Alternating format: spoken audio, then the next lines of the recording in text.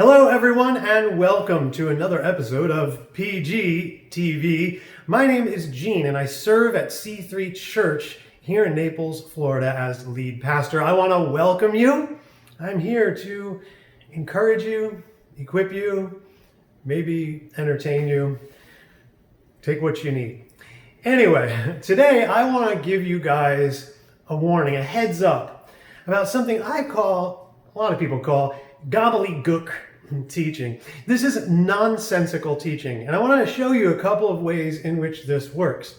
One is just about things that are not true or nobody else knows about. I've seen this happen in a debate where there was a really good scholar debating someone who was not so much.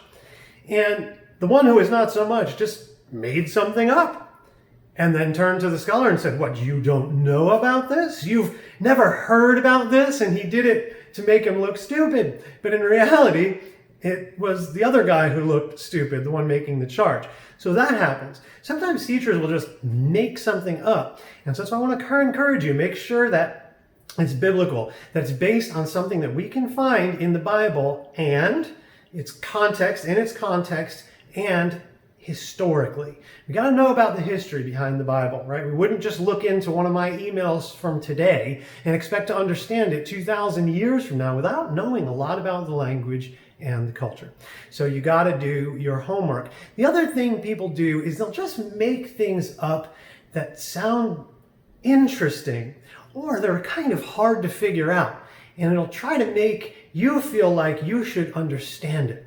It's kind of like Jabberwocky teaching. This type of thing was kind of big, in the 60s or 70s, even when I was younger, where, you'd have these kind of hippie-ish types of poetry that maybe it didn't make any sense at all, but only to those who were high.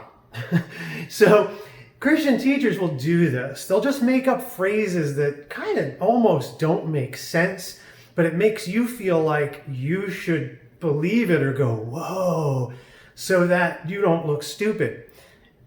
It's okay to say, I don't get that. In fact, that's what we're called to be, humble.